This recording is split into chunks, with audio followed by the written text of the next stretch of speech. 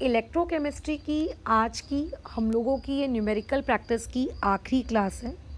इस चीज़ को मैं आखिरी क्लास इसीलिए कह रही हूँ क्योंकि हम लोगों ने इलेक्ट्रोकेमिस्ट्री पे एक बहुत ही अच्छे लेवल पर, सफिशिएंट लेवल पर बहुत सारे न्यूमेरिकल्स की देखो प्रैक्टिस ऑलरेडी करके रखी है ना। तो आज का ही हमारा एक आखिरी टॉपिक बाकी रह गया है जिस चीज़ की प्रैक्टिस हम लोगों ने नहीं की थी। इस टाइप के क्वेश्चंस की प्रैक्टिस हम लोगों ने नहीं की थी, बस इसी टाइप के क्वेश्चंस की प्रैक्टिस करनी है। इसके लिए ये आज की हमारी क्लास है। इसके बाद आप अपने इलेक्ट्रोकेमिस्ट्री को कम्प्लीटली फुल स्टॉप लगा सकते हैं। हाँ, एक और टॉपिक है, सॉरी मैं भूल गई, जिसमें आपको इलेक्ट्रोलिसिस के प्रोडक्ट को प्रिडिक्ट करना रहता है। छोटा सा है वीडियो, ये ज़्यादा लंबा वीडियो नहीं रहेगा। उसमें थोड़े बहुत तुम्हें क्वेश्चंस मुझे कराने होंगे कि प्रिडिक्ट करो ये क्या बनेगा, वो क्या बनेगा। खैर, तो वो हम कल कर लेंगे। बट आज का टॉपिक है हमारा नर्व्स इक्वेशन। नर्व्स इक्वेशन को हमने संपूर्ण तरीके से, पूर्ण तरीके से डिराइव किया है। हम जानते हैं कि नर्व्स इक्वेशन क्या है ना। स्पेलिंग मेरी ऊपर गलत हो गई है नर्व्स इक्वेशन की, कृपया करके उसको करेक्ट कर लीजिएगा। NERNST, this is the Nernst spelling, so we are going to study the Nernst equation. Nernst equation का मतलब होता है, मतलब जो एक्सप्रेशन होता है, नॉट द मतलब, वो होता है E इज इक्वल्स टू आपका E नॉट माइनस में 2.303 RT divide by small n capital F log का बेस 10 और यहाँ पे रहता है कैपिटल Q। हाँ, अब आपको बस एक एक करके यहाँ पे जो टर्म्स हैं उनके मीनिंग पता होने चाहिए। अगर आपको इनके यहाँ पे मीनिंग्स पता है तो भाई फिर तो बहुत ही बढ़िया, ठीक है। अच्छा, जैसे कि सबसे पहले तो अगर मान के चलिए इस पर्टिकुलर नर्व्स इक्वेशन में अगर मैं टेम्परेचर को 25 डिग्री सेल्सियस सेट कर देती हूँ, यानी कि केल्विन में अगर मैं 298 केल्विन का ये टेम्परेचर सेट कर लेती हूँ, और तुम जैसे कि जानते हो आर की वैल्यू तो भाई यहाँ पर 8.314, ठीक है। आप लोगों का joule, kelvin inverse, mole inverse हम ये डाल देते हैं। एफ की वैल्यू को हम लोग 96500 कुलूम अगर डाल देते हैं, और ये सारी चीज़ों को उठाकर एक एक वैल्यूज़ को आर की जगह आर, टी की जगह टी, एफ की जगह एफ यहाँ पे पुट करते हैं, मल्टीप्लाई करते हैं, डिवाइड करते हैं, तो हमारे पास यही नर्व्स इक्वेशन का एक्सप्रेशन रिड्यूस फॉर्म में आ जाता है। That is E is equals to E naught, फिर माइनस में 0.0591 divided by n log base 10 capital Q, ठीक है।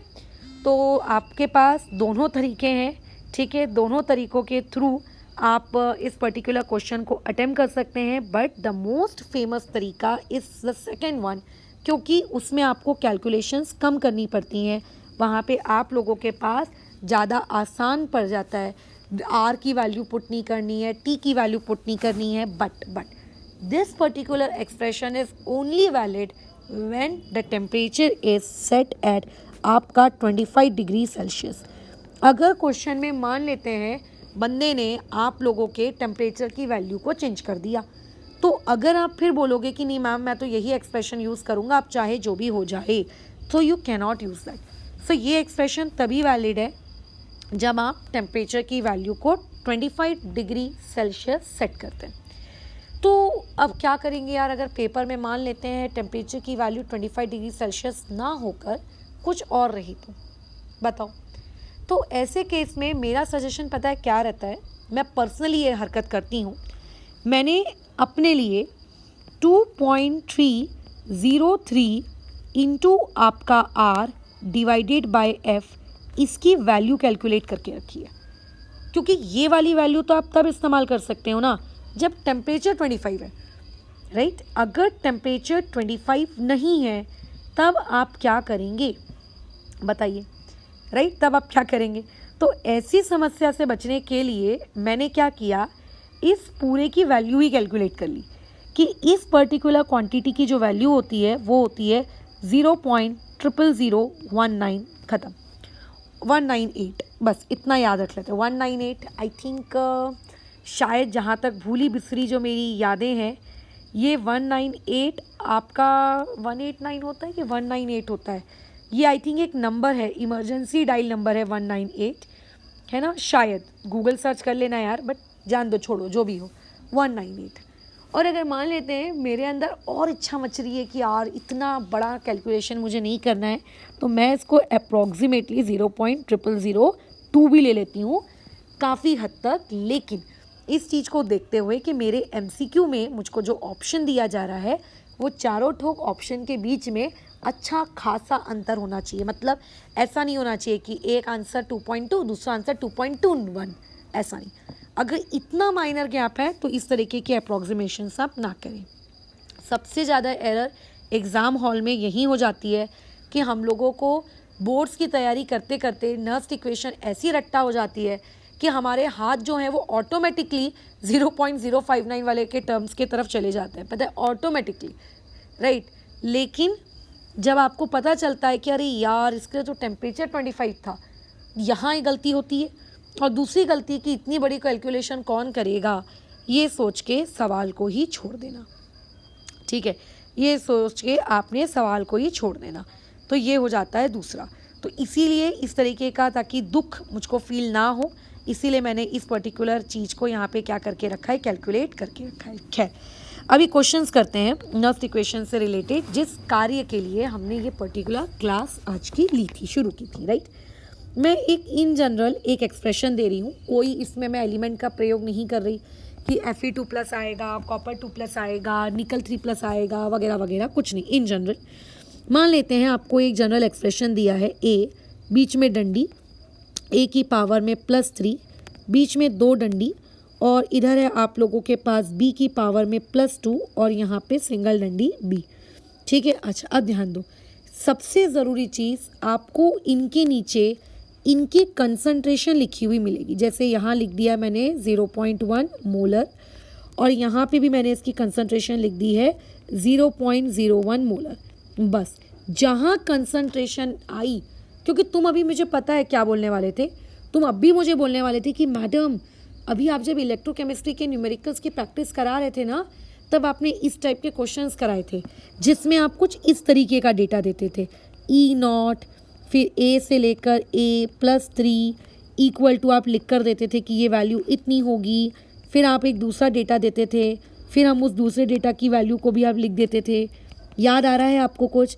फिर हम लोग उसी के थ्रू बड़े मज़े से आपका ये चेक करते थे कि कैथोड कौन है, एनोड कौन है।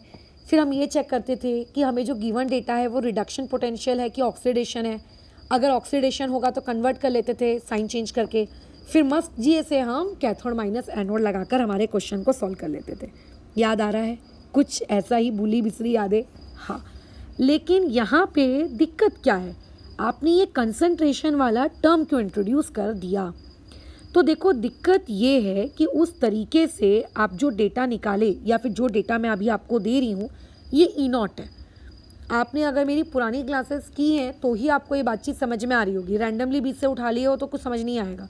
सारे टॉपिक्स क्योंकि आपस में इंटरलिंक्ड है, ये रैंडमली बनाया हुआ एक वीडियो नहीं है कि जाओ जाके देख लो नर्व्स इक्वेशन को लेकर। पूरी इलेक्ट्रोकेमिस्ट्री की न्यूमेरिकल सीरीज़ का ये वन ऑफ द पार्ट है, ठीक है। खैर, तो अभी यहाँ पे आपसे क्वेश्चन बेसिकली ये पूछा गया कि जाके आप मुझे ई सेल कैलकुलेट करिए। तो बताएं, हम में से मैक्सिमम बच्चों का जो अप्रोच रहता है वो ये रहता है कि जो टेक्निक सिखाई गई थी वो कैथोड माइनस एनोड वाली, उस कैथोड माइनस एनोड वाली टेक्निक से क्वेश्चन को उठाकर कर देने का है सॉल्व। बट वो जो टेक्निक है वो आप बेशक बिंदास होकर इस्तेमाल कर लो अगर आपको कंसंट्रेशन नहीं दी है तो।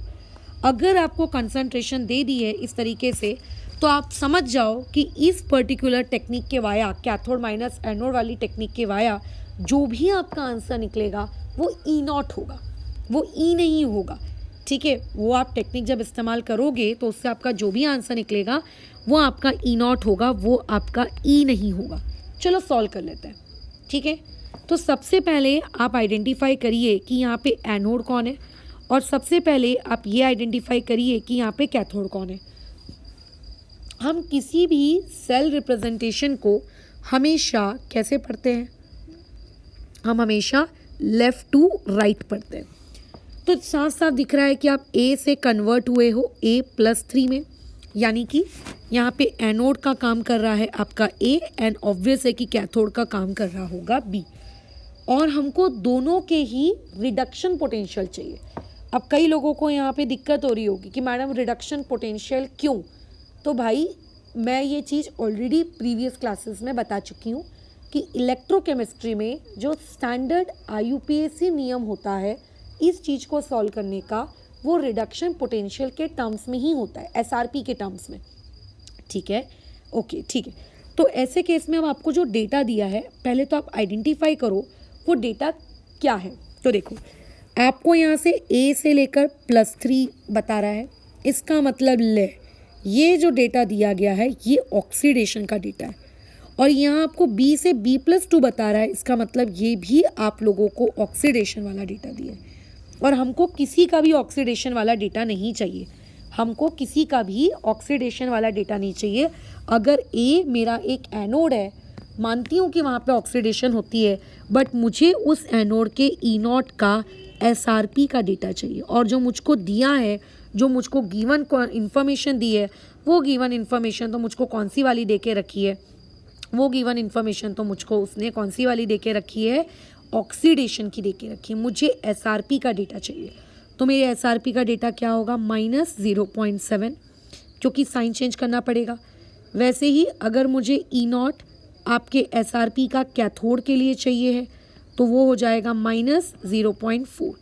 अब आप यहाँ पे बिंदास तरीके से E0 ऑफ सेल कैलकुलेट करिए।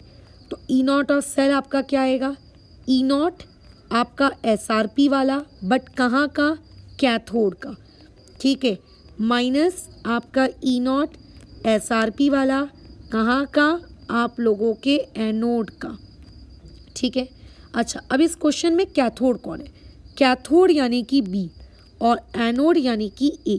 इसीलिए मैंने कहा था कि इस सवाल में आप पहले ही आइडेंटिफाई कर लेना कि कौन कैथोड होगा और कौन एनोड होगा, क्योंकि अगर आप फिर बाद में इस तरीके का सोचोगे ना तो कन्फ्यूजन हो जाता है कि आगे गलती से अगर A को रख दिया और गलती से B को पीछे रख दिया तो कबाड़ हो जाता है। ठीक है, तो क्या आ जाएगा -0.4 माइनस एनोड, एनोड का डेटा -0.7, कैलकुलेशंस अगर आप प्रॉपर तरीके से करेंगे तो आ जाएगा 0.3। तो यहाँ से आपको जो ये डेटा मिला पूरा कैलकुलेशन करके, ये 0.3 E0 ऑफ सेल मिला। बट क्वेश्चन में मुझे E ऑफ सेल निकालना है, मुझे E0 नहीं निकालना है। ठीक है, मुझे क्या चाहिए, E ऑफ सेल। तो तुम बोलोगे कि ठीक है मैडम, ये नर्व्स इक्वेशन आपको हम लिख के दे रहे हैं, इस नर्व्स इक्वेशन में आप पुट कर दो। मैंने बोला मैं कर दूंगी, लेकिन सबसे बड़ी समस्या कि इस नर्व्स इक्वेशन में जो ये n है, ये n क्या है। ठीक है, सबसे बड़ी समस्या कि इस नर्व्स इक्वेशन का जो इतना बड़ा सा आपने हमको एक्सप्रेशन लिख कर दे दिया है, इस एक्सप्रेशन में आखिर n की वैल्यू क्या है। तो जब आपने नर्व्स इक्वेशन को डिराइव किया होगा तब आपको पता होगा कि नर्व्स इक्वेशन में n का मतलब क्या होता है। लेकिन फिलहाल अभी इस पर्टिकुलर क्वेश्चन में n आप कैसे कैलकुलेट करेंगे नर्व्स इक्वेशन में अप्लाई करने से पहले। डन। तो देखो नर्व्स इक्वेशन में वैल्यू डालने से पहले मुझे रिएक्शंस लिखनी पड़ेंगी। मुझे क्या दिया है, रिप्रेजेंटेशन दिया है। रिप्रेजेंटेशन में काम नहीं चलेगा, मुझे रिएक्शंस लिखनी पड़ेगी। अच्छा, हम लोग हमेशा रिप्रेजेंटेशन को लेफ़्ट टू राइट पढ़ते, तो लेफ़्ट टू राइट के अकॉर्डिंग साफ साफ मुझे दिख रहा है कि मेरा A कन्वर्ट हो रहा है +3 में। डन, ओके, यानी कि ऑक्सीडेशन हो रहा है, एंड ऑक्सीडेशन का मतलब होता है रिमूवल ऑफ इलेक्ट्रॉन, मतलब यहाँ पे +3 इलेक्ट्रॉन्स लिखना पड़ेगा। वैसे ही साफ साफ मुझे दिख रहा है कि मेरा जो B+2 है ये कन्वर्ट हो रहा है किस में, आप लोगों के B में, यानी कि साफ साफ दिख रहा है कि रिडक्शन हो रहा है, और रिडक्शन का मतलब होता है गेन ऑफ इलेक्ट्रॉन। तो कितने का गेन किया होगा, ज़रूर उसने 2 इलेक्ट्रॉन का गेन किया होगा। ये पर्टिकुलर रिएक्शन मेरी एनोड पर हो रही है और ये पर्टिकुलर रिएक्शन मेरी कैथोड पर हो रही है। बट ना तो मुझे एनोड वाली रिएक्शन में कोई इंटरेस्ट है, ना ही मुझे कैथोड वाली किसी रिएक्शन में इंटरेस्ट है। मुझे अगर इंटरेस्ट है तो मुझे इसकी नेट रिएक्शन में इंटरेस्ट है। बेसिक मैथ्स, ठीक है। मुझे अगर इंटरेस्ट है तो मुझे इसकी कौन सी रिएक्शन में इंटरेस्ट है, मुझे इसकी नेट की जो इसकी सेल रिएक्शन है मुझे उसमें इंटरेस्ट है। तो देखो नेट सेल रिएक्शन लिखने का एक ही तरीका होता है और एक ही नियम होता है कि नेट सेल रिएक्शन को इस तरीके से लिखो कि इलेक्ट्रॉन शुड नॉट अपीयर, ठीक है, उस पर्टिकुलर फाइनल रिएक्शन में इलेक्ट्रॉन नहीं दिखना चाहिए, सिर्फ आपके रिएक्टेंट्स और आपके सिर्फ प्रोडक्ट होने चाहिए। तो लेकिन मैडम यहाँ तो दिखेगा, क्यों? क्योंकि इन दोनों एनोड और इन दोनों कैथोड की रिएक्शन में एक तरफ 3 इलेक्ट्रॉन है, एक तरफ 2 इलेक्ट्रॉन है। फिर अब क्या करें? तो आप लोग जब 10वीं कक्षा में थे, जब आप लीनियर इक्वेशन इन 2 वेरिएबल पढ़ते थे, तब आपने एक एलिमिनेशन मेथड पढ़ा होगा, याद आ रहा है? तो मेरे को यहाँ क्या करना है? मुझे यहाँ इलेक्ट्रॉन्स को ही तो एलिमिनेट करना है। तो इसका मतलब मैं इस पर्टिकुलर एक्सप्रेशन को 2 से मल्टीप्लाई कर दूंगी और इस पर्टिकुलर एक्सप्रेशन को मैं 3 से मल्टीप्लाई कर दूंगी, क्योंकि जब मैं ऐसा करूंगी तो 2 इंटू 3 ये हो जाएगा 6 इलेक्ट्रॉन्स और यहाँ पे 3 इंटू 2 ये वाली क्वांटिटी हो जाएगी अगेन हमारे पास फिर से 6 इलेक्ट्रॉन्स। और जब मैं इन दोनों रिएक्शंस को ऐड करूंगी तो दोनों तरफ से 6 इलेक्ट्रॉन्स कट जाएंगे, बराबर। अच्छा, तो आप पहले फाइनल एक्सप्रेशन अपना लिख लीजिए। फाइनल एक्सप्रेशन क्या होगा, ध्यान देना। फाइनल एक्सप्रेशन होगा 2 टाइम्स ऑफ ए और एक मिनट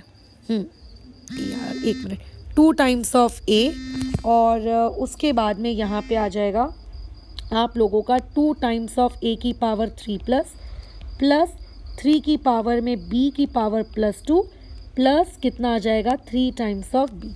ये होगा आपका फाइनल एक्सप्रेशन। अच्छा, तो इस पर्टिकुलर इलेक्ट्रॉन्स को एलिमिनेट करने के लिए मैंने क्या किया, मतलब मेरे पास नेट इलेक्ट्रॉन्स कितने आए जो एलिमिनेट हुए, तो यहाँ से n की वैल्यू होगी 6, मतलब जो एलिमिनेट हुआ है, जितने हमने इलेक्ट्रॉन्स एलिमिनेट किए हैं, है ना, उस पर्टिकुलर चीज़ को हम लोग क्या कहेंगे, आप लोगों का n कहेंगे। तो यहाँ से मुझको मेरा क्या मिल गया, n, ठीक है, n मिल गया। अब मुझको q भी चाहिए, मुझे क्या चाहिए, q चाहिए। तो q कैसे निकलेगा, ठीक है, q कैसे निकलेगा? अब देखो, इसके लिए आपको थोड़ी सी केमिकल इक्विलिब्रियम आनी चाहिए। अगर आपको केमिकल इक्विलिब्रियम नहीं आती, बराबर, तो अगर तुम लोगों को केमिकल इक्विलिब्रियम नहीं आती तो ऐसे केस में यहाँ पे तुम लोगों की गाड़ी अटकेगी, क्योंकि केमिकल इक्विलिब्रियम आने वाला बंदा इसको फटाक से सॉल्व कर लेगा। तो केमिकल इक्विलिब्रियम के हिसाब से Q का मतलब होता है पहले तो प्रोडक्ट अपॉन रिएक्टेंट होता है, इस बात का ध्यान रखें। और उसमें भी जो इस तरीके के हैं सॉलिड, ठीक है, सॉलिड्स को नहीं लिया जाता है। केमिकल इक्विलिब्रियम अगर तुम्हें याद है तो सॉलिड्स एंड लिक्विड्स को नहीं लिया जाता है, सिर्फ गैसेस को लिया जाता है। अगर इनमें से कोई होता और अगर उसका पार्शियल प्रेशर गिवन होता, बेसिकली आपको केमिकल इक्विलिब्रियम का Q लिखना आना चाहिए। खैर, बात खत्म। तो नेट सेल रिएक्शन दी है, आप इसका Q लिखिए। तो Q जब आप लिखेंगे तो आ जाएगा A3+ और उसकी पावर में 2 अपॉन में B+2 और उसकी पावर में 3। अब तुम देखा है कि यहाँ पे सामने लिखे हुए 2 का और यहाँ सामने लिखे हुए 3 का कितना इंपॉर्टेंस है। अगर तुमने थोड़ी सी भी गड़बड़ी की वैल्यू को इधर उधर पुट करने में तो तुम्हारी नैया डूब गई, ठीक है। अच्छा, अब क्वेश्चन की स्टार्टिंग में ही आपको कंसंट्रेशन इसी काम के लिए दी थी। +3 वाले की कंसंट्रेशन दी थी 0.1, यानी कि 10 की पावर -1 और उसका स्क्वायर, और इसकी कंसंट्रेशन दी थी 10 की पावर -2 और उसका क्यूब। सॉल्व करेंगे तो 10 की पावर -2 और ये 10 की पावर 6, यानी कि 10 की पावर कितना आया, 4। अब आपको अगर ई सेल कैलकुलेट करना है तो आप जाइए नर्स्ट इक्वेशन के पास। नर्स्ट इक्वेशन के पास जाओ, आप वहाँ पे वैल्यू पुट करो। क्या होती है नर्स्ट इक्वेशन, ये स्टैंडर्ड। अच्छा, अगर टेम्परेचर मेंशन नहीं किया है तो आप मान के चलिए कि वो सारी चीज़ें क्या है, स्टैंडर्ड कंडीशन है ना, यानी कि 0.0591 divide by n log base 10 Q। अब वैल्यूज पुट करो। E0 ऑफ सेल तो हम लोग एकदम देखो स्टार्टिंग में ही निकाल चुके हैं 0.3, ठीक है। अच्छा, -0.0591 डिवाइड बाय n, ये वैल्यू कितनी आई है, 6 log base 10 Q की वैल्यू कितनी आई है, 10 की पावर 4। कैलकुलेशंस कर लो, आंसर आ जाएगा, खत्म।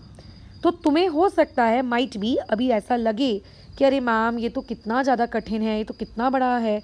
ये मैं मानती हूँ बड़ा है, इसीलिए बोर्ड एग्जाम्स में भी ये पूछा जाता है।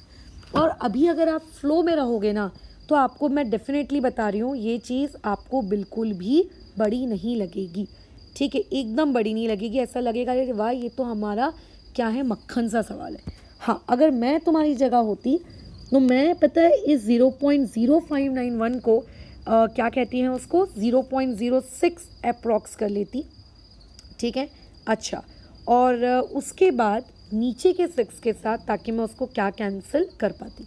लेकिन अगेन कैंसिल करने से पहले इस बात का मैं संपूर्णतः ध्यान रखती कि कहीं मेरे ऑप्शंस जो मुझको दिए जा रहे हैं वो ऑप्शंस मेरे इस तरीके से ना हो कि भाई कैंसिलेशन तो छोड़ो, एक ऑप्शन और दूसरे ऑप्शन के बीच में बहुत ही माइन्यूट सा, बहुत ही छोटा सा गैप है। इतने छोटे गैप में तो अगर हमने थोड़ी भी अप्रॉक्सीमेशन की तो वहाँ तो हम तो मारे जाएंगे। अगर ऐसी सिचुएशन नहीं है तो मैं डेफिनेटली ये चीज़ कर लेती, ठीक है। तो ये आपके नर्व्स इक्वेशन का प्यारा सा सवाल था। एक और करते हैं नर्व्स इक्वेशन से रिलेटेड सवाल। आपको दिया हुआ है कि आपके पास Fe है, इससे आप Fe2+ में गए, कंसंट्रेशन आपको दी हुई है 0.1, बीच में आपका सॉल्ट ब्रिज है डबल डंडी, और उसके बाद नहीं रुको, डबल डंडी तो नहीं है, ये आपको 0.1 दिया है। उसके बाद एक सिंगल डंडी है, अरे बाप रे, Fe3+, इसकी कंसंट्रेशन दी है 0.01, ठीक है। अच्छा ठीक है, अच्छी बात है यार। उसके बाद कॉमा दिया है Fe2+, इसकी कंसंट्रेशन दी है 1 मोलर, है ना, और ये साथ में है प्लैटिनम के। टेम्परेचर अगर नहीं बताया जाए मतलब आप समझ जाइए कि स्टैंडर्ड है। Fe3+ से Fe2+ के लिए आपको डेटा दिया है 0.771, और आपके पास जो नेक्स्ट डेटा है E0 Fe2+ से आपके Fe बनने का, ये आपको डेटा दिया हुआ है -0.41। डन। और अगेन आपको यहाँ पे ई सेल कैलकुलेट करना है। तो देखो ई सेल वगैरह तो तब कैलकुलेट करोगे जब आपके पास एनोड और कैथोड पर एक्चुअली आपकी रिएक्शन हो क्या रही है आपको वो पता चलेगा, ठीक है। अच्छा, यहाँ पे लिखने का थोड़ा सा मेरा प्रेजेंटेशन ख़राब हो गया है। ये आपकी एक रिएक्शन है और ये आप लोगों की दूसरी रिएक्शन है, और बीच में यहाँ कहीं सॉल्ट ब्रिज होगा, ठीक है। अच्छा, तो जैसे अगर मैं पहली रिएक्शन के बारे में बात करूँ तो वहाँ पे आप Fe से Fe2+ हो रहे हो, मतलब वहाँ ऑक्सीडेशन हो रहा है। तो अगर मैं एनोड वाली रिएक्शन की बात करूँ तो वहाँ पे Fe से आप कन्वर्ट हुए हो Fe2+ में, और यहाँ आ गया है 2 इलेक्ट्रॉन। अगर मैं दूसरी वाली रिएक्शन की बात करूँ जो कि कैथोड पर हो रही है, तो वहाँ पे प्लैटिनम तो खैर एक इनर्ट इलेक्ट्रोड है, बट Fe3+ से आप कन्वर्ट हुए हो Fe2+ में, और इस दौरान 1 इलेक्ट्रॉन आपने यूज़ किया है। एंड जैसे कि मैंने बताया कि तुम्हें इस तरीके की टूटी फूटी 2 रिएक्शन से कोई मतलब नहीं है, तुम्हें नेट रिएक्शन से मतलब है। तो तुम इस पर्टिकुलर एक्सप्रेशन को 2 से मल्टीप्लाई करोगे, तो डेफिनेटली जब तुम्हारा नया एक्सप्रेशन आएगा वो रहेगा Fe plus 2 times of Fe3+, फिर एरो, फिर रहेगा Fe2+ plus 2 times of Fe2+। हे भगवान, दोनों तरफ Fe2+, खैर चाहो तो ऐड कर सकते हो। तो यहाँ से इतना आइडिया मिल गया कि मेरे पास मेरे जो n की वैल्यू है, मेरे n की वैल्यू कितनी है 2। हाँ, अब मुझे यहाँ से Q का एक्सप्रेशन लिखना है, Q का एक्सप्रेशन। तो देखो Q का एक्सप्रेशन यहाँ से क्या होगा, वो एक्चुअली सबसे ज़्यादा मायने रखता है। तो ये जो दोनों लोग हैं, ये जो आपके 2 खतरनाक लोग हैं, आप इन पर्टिकुलर खतरनाक लोगों को क्या कर सकते हो, एडअप कर सकते हो, ठीक है। आप इन 2 खतरनाक लोगों को क्या कर सकते हो, एडअप कर सकते हो। अगर आपने लेट्स से इनको ऐड किया तो ये हो जाएगा 3 टाइम्स ऑफ Fe2+, मतलब Fe2+ की पावर में 3, और नीचे आ जाएगा Fe3+, इसकी पावर में आंसर आ जाएगा 2। अब देखो कंसंट्रेशन दी है क्या, ये चेक करो। तो Fe2+ की कंसंट्रेशन तो हाँ आपको 0.1 दी हुई है, बट यहाँ पे एक दिक्कत आ गई। दिक्कत क्या आ गई मैडम? दिक्कत यहाँ पे ये आ गई कि यहाँ पे आप लोगों को ये वाले Fe2+ की कंसंट्रेशन अलग दी है, और यहाँ पे जो आपको Fe2+ दिया है इस पर्टिकुलर Fe2+ की कंसंट्रेशन अलग दी है। दोनों Fe2+ की कंसंट्रेशन अलग है। तो अगर आप ये वाली अप्रोच लगाने का सोच रहे थे कि दोनों को मैं कंबाइन कर देता हूँ और कंबाइन करके फिर मैं इस पर्टिकुलर क्वेश्चन को सॉल्व करता हूँ, तो ये अप्रोच यहाँ पर नहीं चलेगी भाई। आपको इस पर्टिकुलर एक्सप्रेशन के लिए आपको अलग से क्या करना पड़ेगा, आपका ई नॉट कैलकुलेट करना पड़ेगा, मतलब ई नॉट वाला एक्सप्रेशन आपको पूरा लिखना पड़ेगा।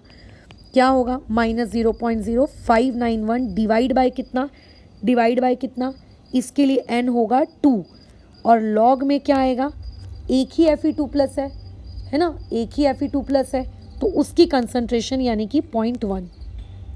इस वाले के लिए आपको अलग से नर्व्स इक्वेशन लगानी पड़ेगी जो कि क्या होगा, E = E0 -0.0591 डिवाइड बाय 1, क्योंकि एक इलेक्ट्रॉन है ना, लॉग बेस। अब क्योंकि यहाँ पे दो आयंस हैं तो Fe2+ क्योंकि प्रोडक्ट में है और Fe3+ क्योंकि रिएक्टेंट में है, और Q जो होता है वो प्रोडक्ट अपॉन रिएक्टेंट होता है, यानी कि 1/0.01। E0 की तो खैर आपको ऑलरेडी वैल्यूज़ दी हुई हैं, डन। तो ये वाली जो E0 की वैल्यू है आप यहाँ पुट कर दोगे। आपको दूसरी वाली E0 की वैल्यू भी दी हुई है, ठीक है, आपको दूसरी वाली E0 की वैल्यू भी दी है, बट इस वाली E0 की वैल्यू को अगर तुम्हें ऐसा लग रहा है डायरेक्टली यहाँ पे पुट कर देंगे तो डायरेक्टली पुट नहीं होगी। क्यों? क्योंकि ये वैल्यू आपको दी हुई है किसकी, ये वैल्यू दी हुई है रिडक्शन वाली। अब तुम बोलोगे मैडम आप ही तो चीखती थी कि रिडक्शन वाली वैल्यू दे, रिडक्शन वाली वैल्यू दे। भाई रिडक्शन वाली वैल्यू आपको तब चाहिए जब आप कैथोड माइनस एनोड कर रहे हो। यहाँ पे आप कैथोड माइनस एनोड नहीं कर रहे हो, यहाँ पे आप नर्व्स इक्वेशन में पुट कर रहे हो। और जब आप नर्व्स इक्वेशन में पुट कर रहे हो तो आपने अपनी पूरी नर्व्स इक्वेशन इस चीज़ के अराउंड बनाई कि मेरा Fe ऑक्सीडाइज हो रहा है। तो जब आप यहाँ पे ये वैल्यू पुट करेंगे तो आपको ऑक्सीडेशन वाली ही वैल्यू पुट करनी है, ये सबसे बड़ा ब्लंडर मत कर देना। तो ये वैल्यू क्योंकि -0.41 है और ये रिडक्शन की है, तो जब आप यहाँ पे पुट करेंगे तो वो वैल्यू 0.41 पुट करेंगे। इससे आपको ये पता चल जाएगा कि अगर हम लोगों ने पहली वाली इक्वेशन में नर्व्स इक्वेशन लगाई तो मेरे पास ई सेल कितना मिला, जब मैंने दूसरी वाली इक्वेशन में नर्व्स इक्वेशन लगाई तो मुझे कितना मिला। मतलब मुझे केस नंबर 1 से पहली वाली इक्वेशन से ये पता चल जाएगा कि मेरा ई Fe से लेकर Fe2+ के लिए कितना है, और केस नंबर 2 से मुझे ये पता चल जाएगा कि मेरा ई Fe3+ से Fe2+ के लिए कितना है। बट इससे फ़ायदा क्या हुआ, मुझे ई सेल कैलकुलेट करना था, मुझे ये दो इंडिविजुअल अलग अलग नहीं कैलकुलेट करने थे। तो ऐसे केस में ये दो इंडिविजुअल अलग अलग भले ही हमने कैलकुलेट किए हैं क्योंकि हमारी दिक्कत थी, हमारी समस्या थी, हम उन्हें कंबाइन नहीं कर सकते थे क्योंकि एनोड और कैथोड के रिएक्शन में कॉमन आयन आ रहा था।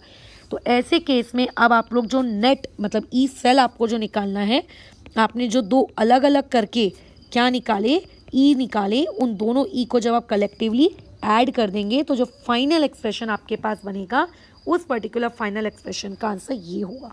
तो हमेशा अपना दिमाग ऐसे मत चलाना कि नर्व्स इक्वेशन है, दोनों का ओवरऑल रिएक्शन लिखो, उससे n पता चल जाएगा, n के पास q के लिए रिएक्शन लिख दो और आंसर आ जाएगा। ऐसी अप्रोच कभी मत करना, ठीक है। आप सबसे पहले ये चेक करना कि आपको जो एक्सप्रेशन दिया है कहीं उसमें कैथोड और एनोड के बीच में कोई कॉमन आयन तो नहीं आ गया, और अगर आ गया है